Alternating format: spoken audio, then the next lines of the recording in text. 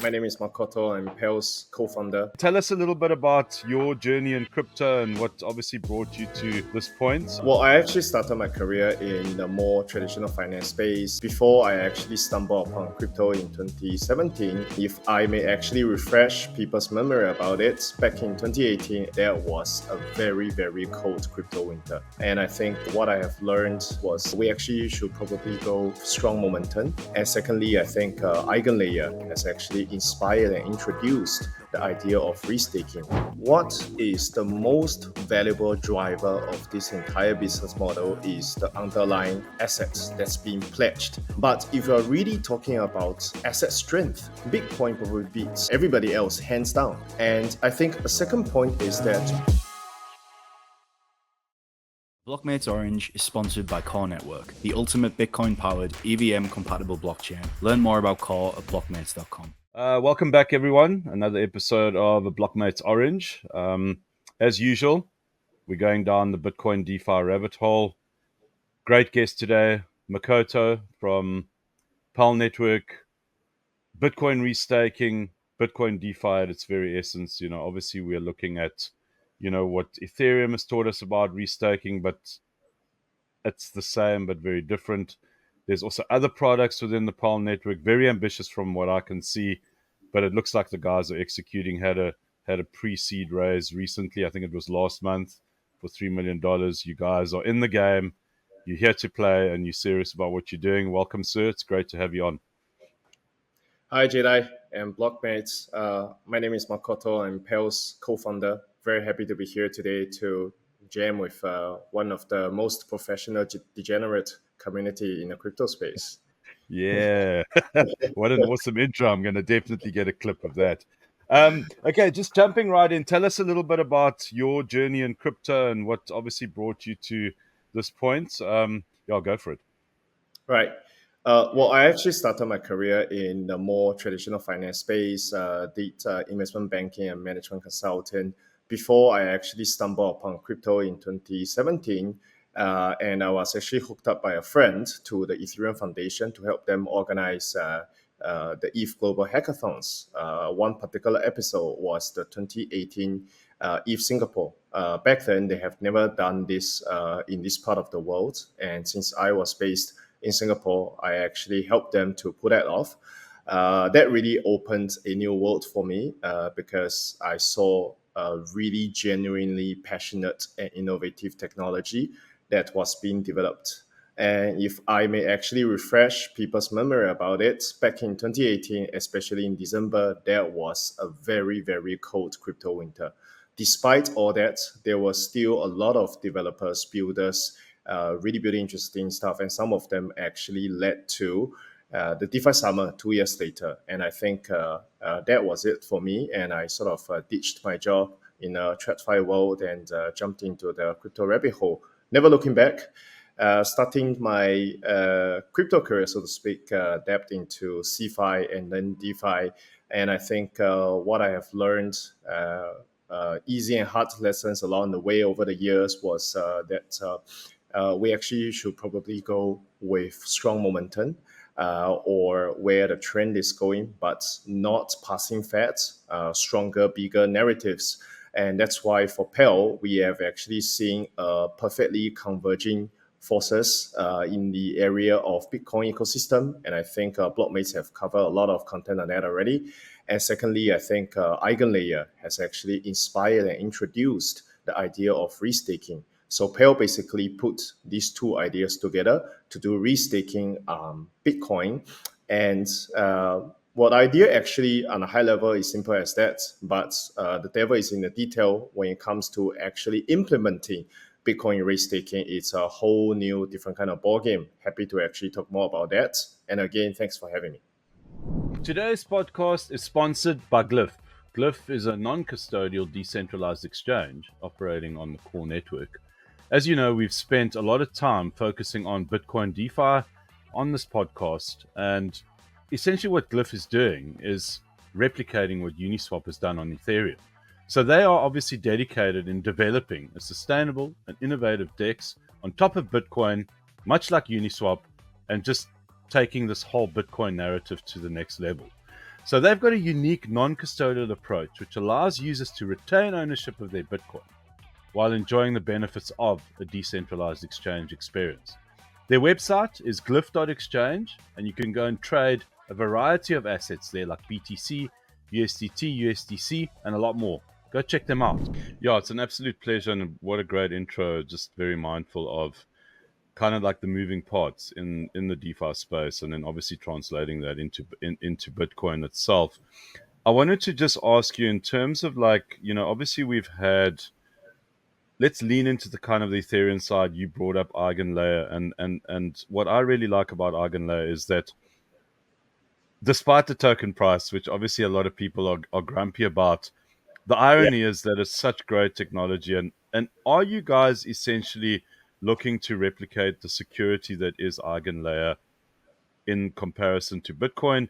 Just tell us kind of like what the similarities are and the lessons that you guys have seen from Eigen and Ethereum, and how you guys are planning to obviously, I mean, I know that it's not a copy and pasta scenario, but it almost seems like it is. I mean, I'm just curious as to what, like on a fundamental and on a technical level, what that looks like.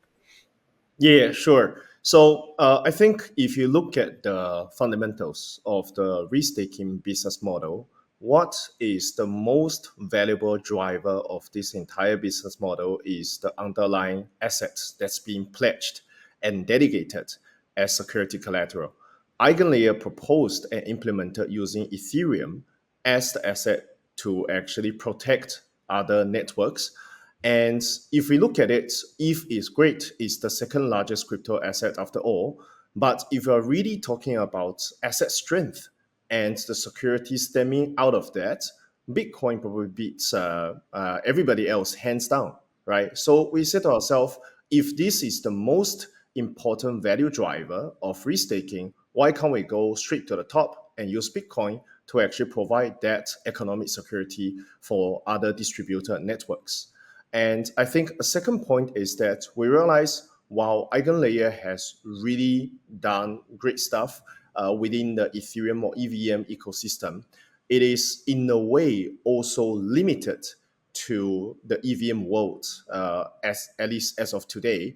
And what we already know that where the state of affair for crypto is that we are already in the multi-chain world.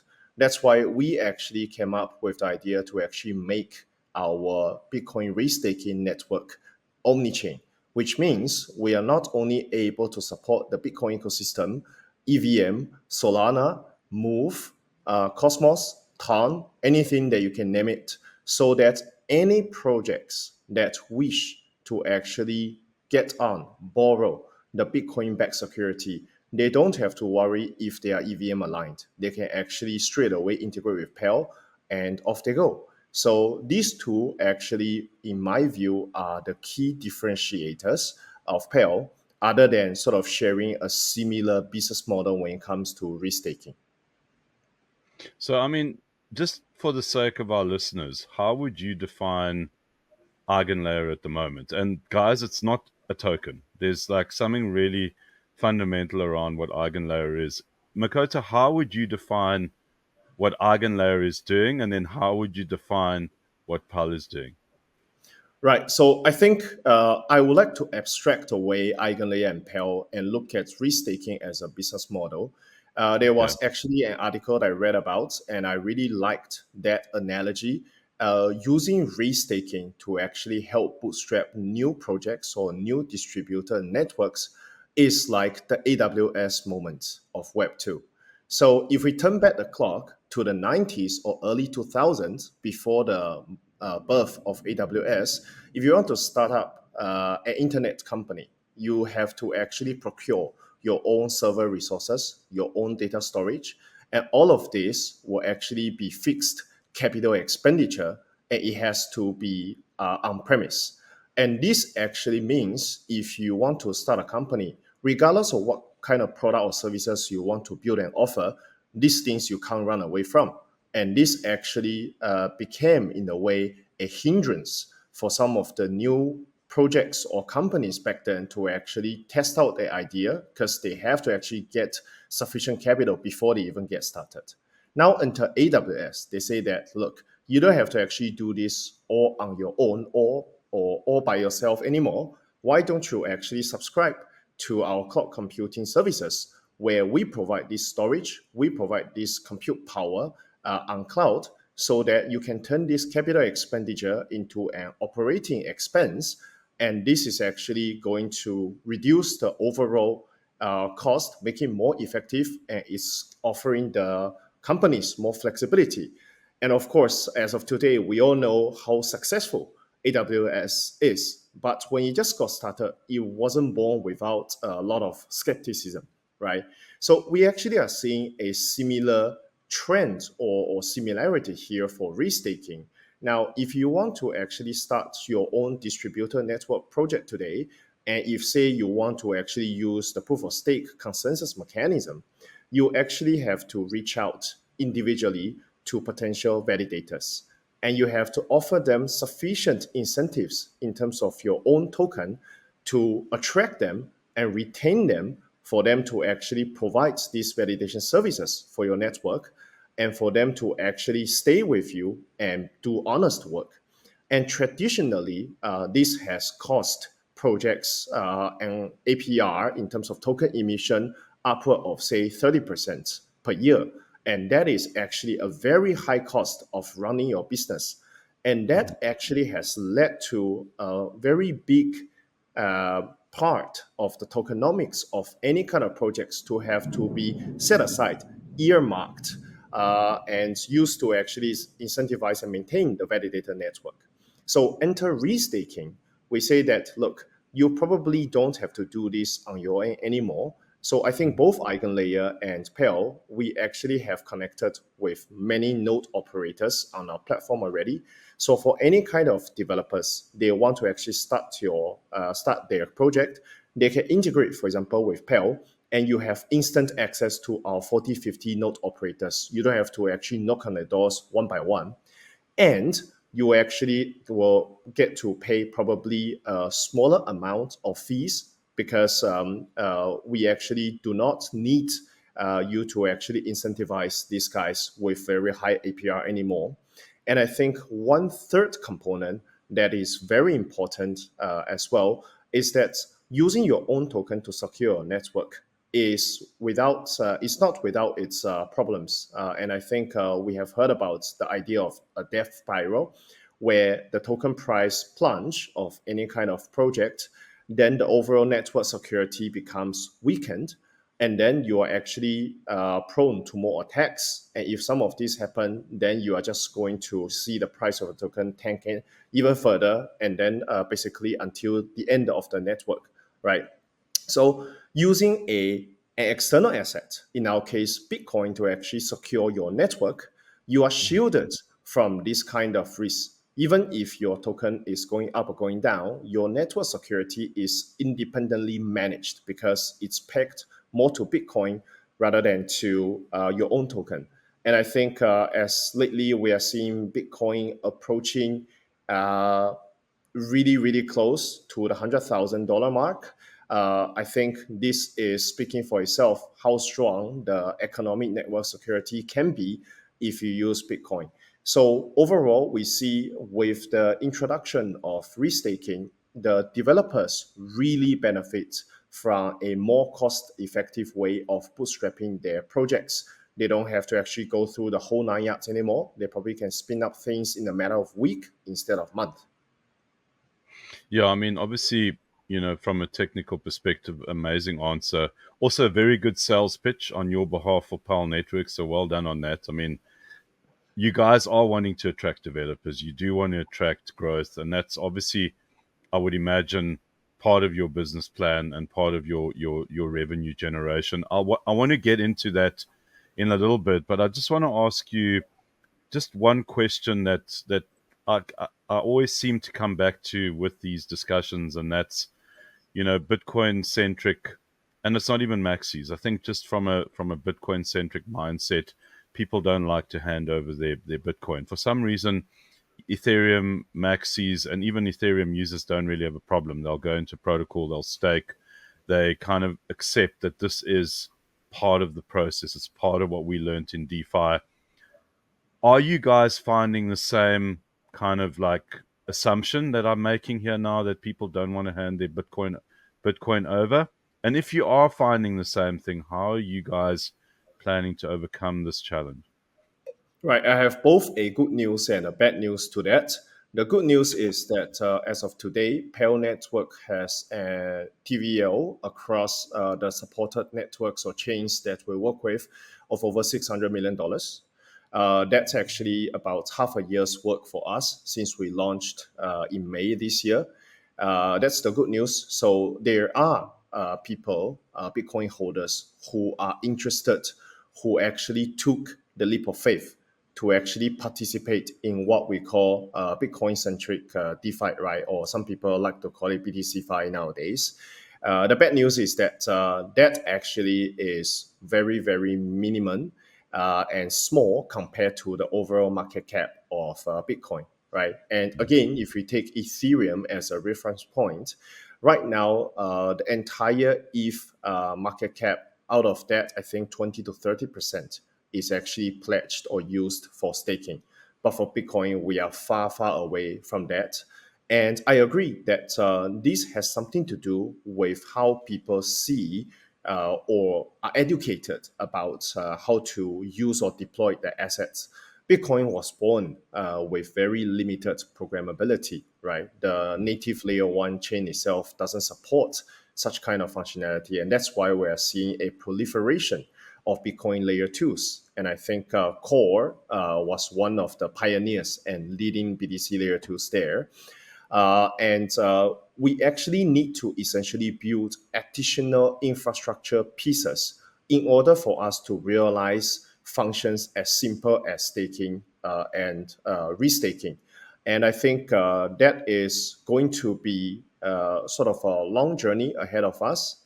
And again, it's both for good news and bad news for us. The good news is that really the sky's the limit, right? We are seeing a really huge potential here. But the bad news is that, of course, it's going to take a lot of hustling and grinding and tireless, consistent community and market education for us to onboard more and more users into the space. But I think we see the silver lining here that really since the born of Bitcoin 15 years ago, it has been pronounced dead countless number of times in both traditional media and even crypto media, right? And look at what we have achieved today, 15 years later. Bitcoin ETF is actually launched in the US. And I think this actually tells us that if we're able to bring what people used to call vapor scam into such kind of mass adoption or mainstream adoption, we are confident that we already have the foundation, and to go from here to a future where Bitcoin is not only a static store of value or what people call digital gold, but it can also become a reliable and transparent, secure yield asset. That is actually something we are committed and bullish on, and that's where we're building. Yeah, I mean, that's for me, that's like, it's obvious. I mean, that's the next frontier.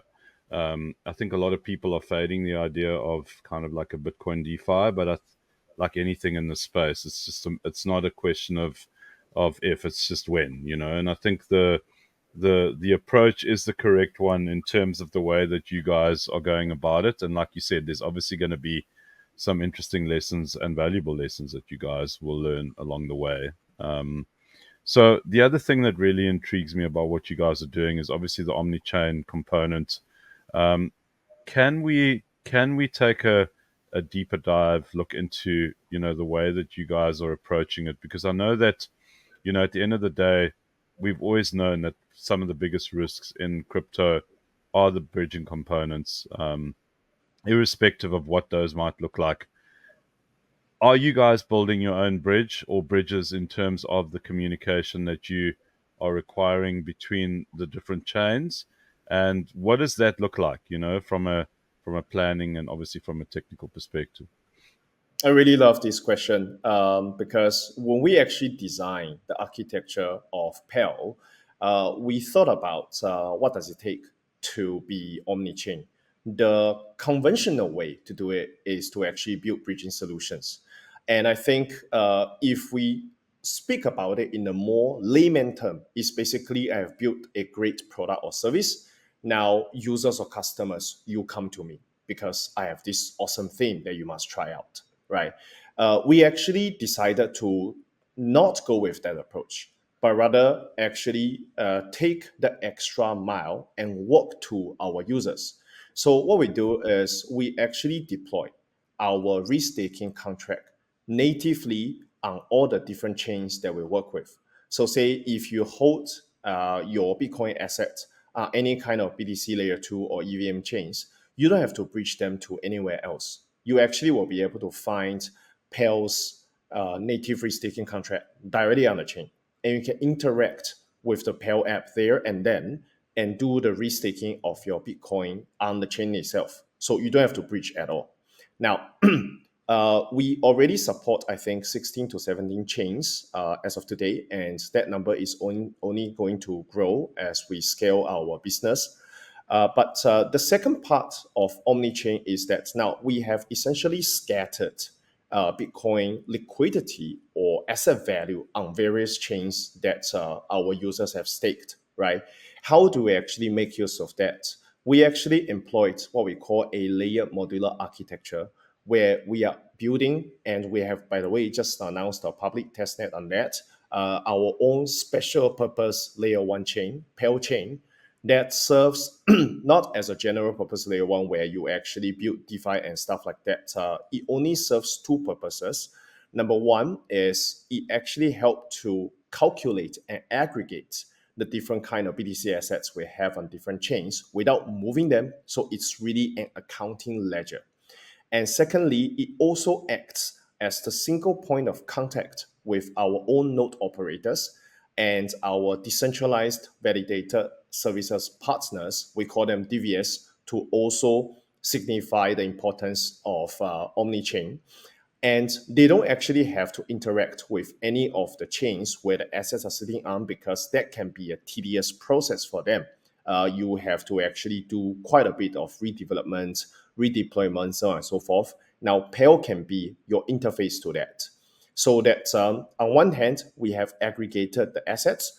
On the other hand, we have aggregated the interaction with our node operators as well as our DVS partners, so that we are able to essentially work with any users having BTC on any chains or any DVS service providers building their projects on any chains. This is how we actually have done our Omni-Chain implementation. There's no bridge, there's no wrapping or sort of issuing assets that's required. And I think blockmates probably are a very good example of being very DGN users, that the more steps it takes for you in any kind of DeFi interaction, the more friction it creates, and the less motivation you have to participate, right? So we say, now let's take away the unnecessary steps. We just want you to know how it is a one-click experience to restake, and then you just wait for the yield that will fall into your wallet.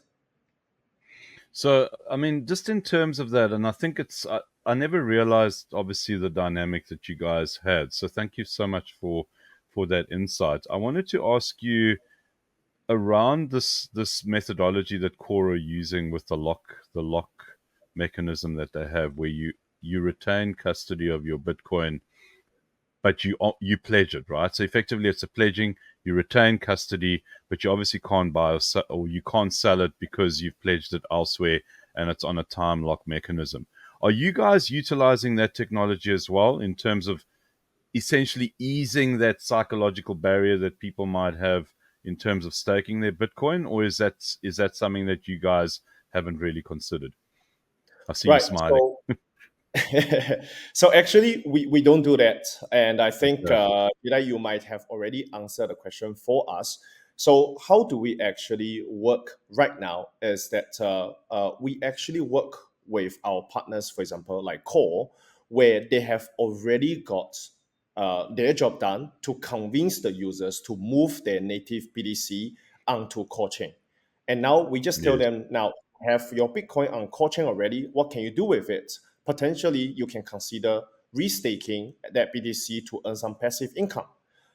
Rather than us sort of going all out trying to convince people, if you have your Bitcoin, why don't you move that to BTC layer 2s, for example, and then participate in DeFi activities. That I think is going to be less efficient. We already actually have a number of good users that are sort of testing or tipping their toes into Bitcoin DeFi ecosystem. So we want to make sure we provide good services, offer good products, simple and secure for them to actually understand and love first before we actually expand our target audience to people who are still holding their BTC in their cold wallet.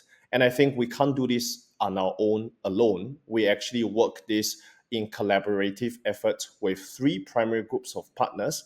Number one will be the chain partners like Core.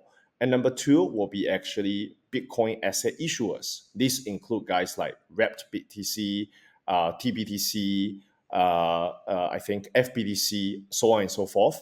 And thirdly, we also work with Bitcoin liquid staking partners, the likes of Lombard, Lorenzo, Bedrock, Pump BTC, you name it, right? And I think to us, then it becomes a joint effort and shared responsibility to pitch to the Bitcoin holders rather than fighting this battle alone. So that's our strategy and approach so far. In terms of the kind of like scope around, all these products and the rest of it, I mean, are we very much still in the experimental stage where we're trying to determine yields and all of that kind of stuff? Or do you think we've arrived where, like, okay, we're pretty clear as to the kind of products that people are looking for, and now we're just going to push those products? Where do you think we are in this kind of like Bitcoin renaissance that is Bitcoin DeFi at the moment? Right. I think we are definitely still in the very early stage. Although we have seen some, I would say, early signs of success and encouragement that we have indeed people interested in trying out different kind of Bitcoin centric DeFi protocols, we still have not moved the needle for the mass majority of Bitcoin holders. So there's a long way for us to go. And I think in terms of the concerns people have, I think one of the very core concern they have is, now I have one BTC. I put that into your protocol. I want to have a way that I am 100% and absolutely certain whenever I want it, I can at least get that one BTC back. How much yield I'm actually going to generate out of that probably is secondary to me as a Bitcoin holder. Unlike, for example, if you are doing DeFi on Ethereum or Solana, you are probably sort of telling yourself that, okay, even if I run a risk of sacrificing this one ether or one soul, but if I actually hit the jackpot, I'm going to win big, so I don't mind trying. The mentality here is very different. So we actually want to make sure we build simple product first so that people can actually see through, okay, this product is easy to understand. Okay, I don't mind trying, because if it's too complex, people can't do it, right? But on the other hand, in terms of the yield for the BTC staking or restaking, unlike POS network, Bitcoin layer 1 doesn't generate organically on its own. So it has to come from somewhere else. But again, if we look at the history in DeFi Summer just a few years back, where does the yield come from? The yield comes from the altcoins being issued by these DeFi protocols. And why people were so hyped and sort of FOMO into that is because the expectation of the tokens were high, and that actually popped up the liquidity. And I think for us, so long as we are able to recreate in a way that kind of market environment, then I think this question is probably going to be a laughing stock for people like, what?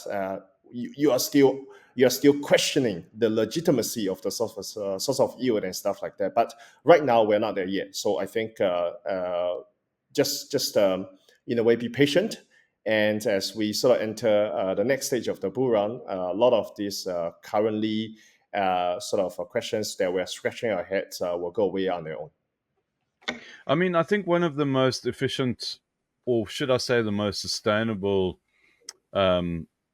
fee generation protocols is lending and borrowing. I mean, the success of Aave is it's kind of like it's very obvious, and I think that for me is kind of like a starting point around, the essence of what DeFi is. It's like, what protocols generate viable and sustainable fees, and then how do you then direct those fees obviously to your users and your stakers? And I mean, back to the protocol, it's kind of like that give and take environment. Do you think that we will ultimately land up replicating what we had on EVM? I know that the answer is probably yes, but do you think there will be nuances and differences around that? Or do you think we just basically, once again, are we going to land up copying and pasting this whole thing and arrive at the same place that we did with EVM/Ethereum? Well, definitely, we are going to see a lot of similarities in Bitcoin lending protocols compared to Ethereum or, say, other ecosystem counterparts. But I think, based on my own personal experience in the past, when it comes to Bitcoin lending, sometimes it goes beyond, say, leveraged DeFi looping as the way to actually generate yield. There are, I would say, probably more genuine use cases when it comes to Bitcoin lending and borrowing. For example, you have miners who actually have to maintain their mining operation, and they have a running cost when it comes to the utility bills, when it comes to operating expenses of maintaining their mining operations. So they have this cash flow need actually for their business. And what do they have then? On the other hand, in terms of assets, essentially Bitcoin holding that they have actually sweat to actually earn, right? And I think in where we are right now, an upward market, the likelihood or sort of the mentality of people to just sell that away and to actually sort of pay for the bills, cover what's the cost of doing business, is actually going to reduce. And people will be like, I want to actually hold my Bitcoin, and I just want some cash liquidity out of that. So I'm going to find an avenue where I can actually obtain some liquidity and pay it back later. For example, if Bitcoin goes to 120K, then maybe with the same amount of token, the loan is paying for itself. So I think we are definitely going to see more institutional level kind of adoption when it comes to Bitcoin-based lending and borrowing, as one case in point. Wow, you've just gone down a complete rabbit hole that I wasn't actually prepared to actually get into, but I'm going to do it anyways. And the big question is, institutions, how are they perceiving this whole thing? Have you guys had any insight into that? I mean, you've been doing this for a while. Are they coming from that fundamental level of like, we actually see the potential around what Pell's building, we want to be involved? Tell us a little bit about that. Give us some insight into what's happening on the ground with institutions. Sure. I think let me just start off with a little bit of clarification on institution.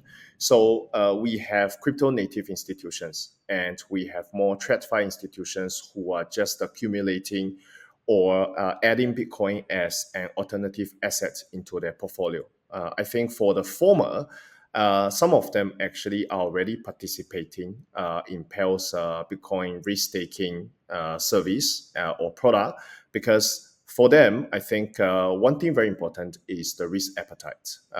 They actually would prefer yield strategies that would at least give them a comfortable way of guarantee of some sort that they're not going to lose their principal. right? Again, how much yield they can generate on that, so long as it's non-zero, they don't mind trying. Now, I think we still, again, have a very long way to go to get all the institutions on board, because as Bitcoin price is rising rapidly, especially recently, they're like, okay, this market beta is probably better than what kind of additional yield you can offer me. So I'm just comfortable holding my Bitcoin.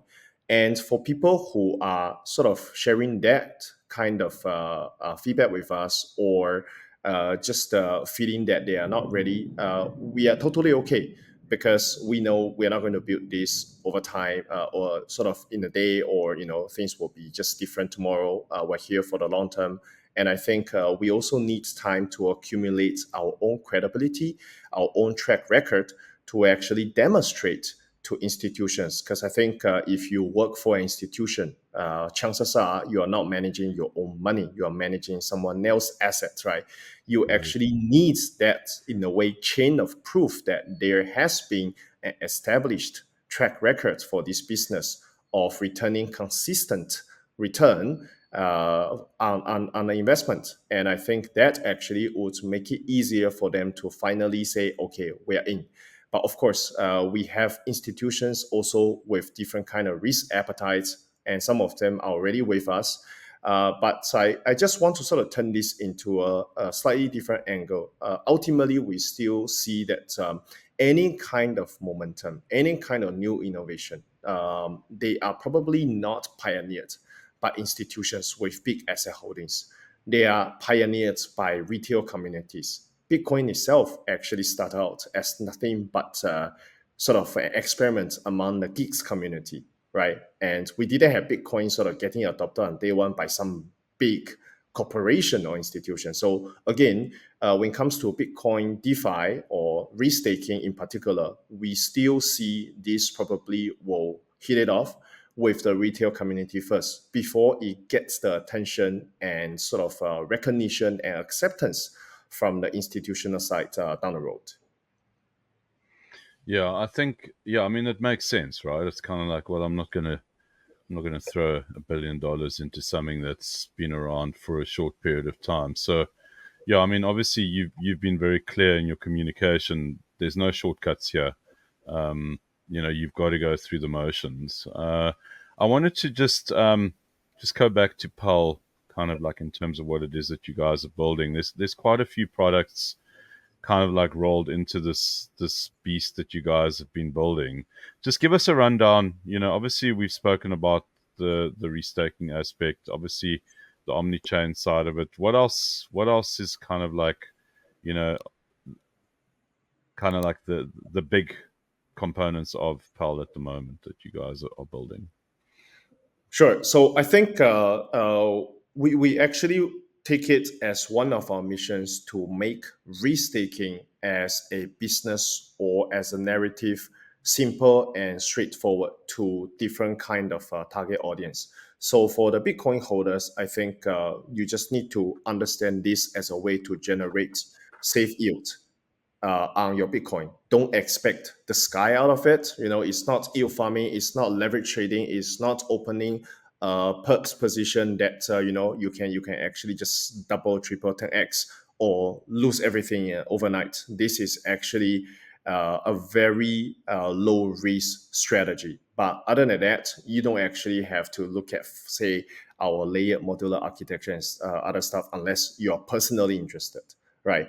Now, on the other hand, for our DVS partners, we offer them a complete suite of documentation when it comes to integration, development, deployment, and other services and support we offer, say, by connecting them to other dependent or related projects, to our community of users who actually may be interested in trying out the services.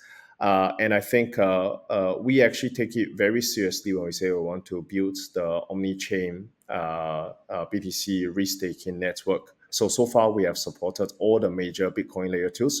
We support all the major EVM layer 1, layer 2s. And we are in the process of completing our development to support natively the Move ecosystem as well as Solana. And once we're done with these two, we're going to move on to Cosmos and Ton, and then go on from there beyond. And we have also launched our public testnet last month in conjunction with an announcement of closing of our pre-seed round. We target to actually launch our mainnet somewhere next month. I'm crossing my fingers, hope everything goes smoothly and we can do that. And I think we just want to basically walk the talk that we've been giving to our community, giving to our friends that we have chatted about. We are a team of builders. Majority of our team members are engineers. We just keep building, and sometimes to the extent that we forget to actually come out and tell people, hey, we have built this awesome stuff. Check it out. Cool. Yeah, I mean, I love this kind of thing. I'm a big supporter, and yeah, I'm basically the ambassador for Bitcoin DeFi at the moment. I feel like I'm on my own, especially with kind of like the DJing side of things, because everyone's focused on, the noise with meme coins and the rest of it. But yeah, I think at Blockmates we really do see the incredible potential and the obvious win that this whole sector is gonna kind of like reveal to us. Makoto, thank you very much for joining us today. It's been an absolute pleasure to speak to you. I think you've got an amazing way to deliver the educational side of things without making it boring. So I've been completely with you the whole way. So I really appreciate that. I think you got a great approach to explaining things, but it's obvious you've been around for ages, and you know what makes this place tick. So thank you for your time, for sharing your wisdom. It's been very much appreciated. Pleasure is mine. Thanks so much, Jedi, for having me. And I think it's like you said, it's a bit rare to find people who still keep their head down and sort of not paying attention to all the meme frenzy that's going on. And sometimes actually we feel anxious, to be honest, that are we doing the right thing? Because it seems that people's attention with tokens that shot up 100% or 10x over a span of days. But then we sort of tell ourselves that, look, this is not the kind of game that we are playing. We are here trying to build something that's really going to pave the way for the potential future of crypto and for Bitcoin specifically. And let's not be affected. And we have faith that there are always sort of revolving hot topics in the space, and I think we are confident when the time comes, our work is going to be fully recognized by people, and by then they are also going to see that this is adding real value and utility to the next evolvement or evolution of crypto. I completely agree with. I completely agree with you. I think like I actually smile when people say there's no innovation in crypto anymore, and I'm like, really? Have you actually just go to blockmates.com and scroll off the page? You know what I mean? Tell me there isn't any innovation in the space. There's a lot of innovation. There's a lot of good stuff happening, more so than ever before in the history of this industry. And well done for being a part of that. And once again, thanks for joining us. It's been an absolute pleasure. Thank you very much. Till next time. Thank you. Yeah, till next time, definitely. And good luck with what you guys are building. Look forward to seeing how it all plays out. I'm sure you guys are going to smash it. Thanks everyone for joining us on another episode. Please like and subscribe. We always appreciate it. Take it easy till the next time. Cheers. Peace. Quick one, nothing here is financial advice. It's for entertainment and educational purposes only. Always do your own research or speak to a financial advisor before making any investment decisions. Like and subscribe.